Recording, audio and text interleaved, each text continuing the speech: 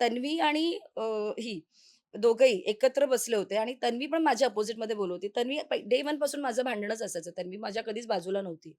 पण तेव्हा जेव्हा भाऊ म्हणाले, की "तन्वी आता तू मला म्हणजे तू आता ह्या ज्या गोष्टीला हं, सपोर्ट करते ते बरोबर नाहीये." हं.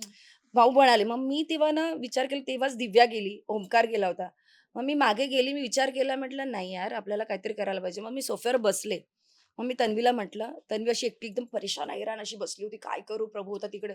डोक्याला डोकं पकडून बसली होती. "काय करू?" म्हटलं, "तन्वी, एक काम कर, चल मला जॉइन हो." तर ती म्हणली, "बघ ताई." म्हटलं, "हो, हो, जॉइन चल. आपण एक ग्रुप बनवूया."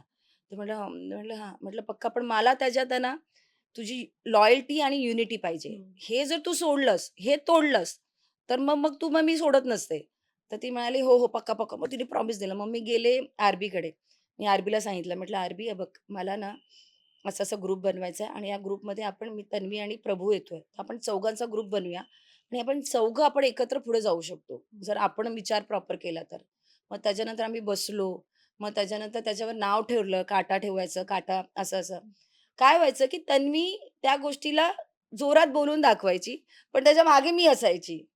सो ते कुठे हे नाही झालं. त्यामुळे ते पण मी काटा मी बनवला आणि ते मी जेन्युइनली बनवला आणि मला असं वाटत होतं, की मी ते जेन्युइनली लॉयल्टी घेऊन ते जर ते बनवत गेलं, तर मी तिथपर्यंत जाऊ शकेन. विशालबरोबर गेली असती, तर विशाल मला अजगरसारखा खाऊन गेला असता. आणि ते मला नको होतं. कारण तो सकाळी भांडायचा आणि रात्री माझ्याकडे यायचा आणि म्हणायचा, "यार, हम तो फ्रेंड है ना, हं. हम तो दोस्त है ना." आणि त्याचं ते काय झालं, माझं आधीपासून आम्ही बाहेर ओळखीचे, आम्ही एकत्र काम केलेलं. एक सीरियल आम्ही एकत्र करून आलो होतो वर्षभर. त्यामुळे ओळख असल्यामुळे फसायची. नाहीतर कारण नंतर मला हसू व्हायचं रात्री. पण मी तरी पण ते काही वेळपर्यंत मी ठेवलं आणि नंतर-नंतर मला असं वाटायला लागलं, की चला सगळेच ह्याला सोडून गेलेत. आता हा एकटाच पडलाय. हं. मग आता कुठे त्याच्यावर राग रुसवा घेऊन बसायचा. मला जे हवं होतं ते मी केलेलं होतं. त्याच्याबरोबर जे गेमपुरती जे बिग बॉसच्या घरात जे मी होते, त्या गेमपुरती मला जे करायचं होतं ते मी केलं होतं. त्यामुळे आम्ही वन टू वन भांडलो. पण सगळ्या गोष्टी जिथे त्यांनी मला लागलं, मारलं, त्या सगळ्या गोष्टीवर मी माझं हे केलं होतं.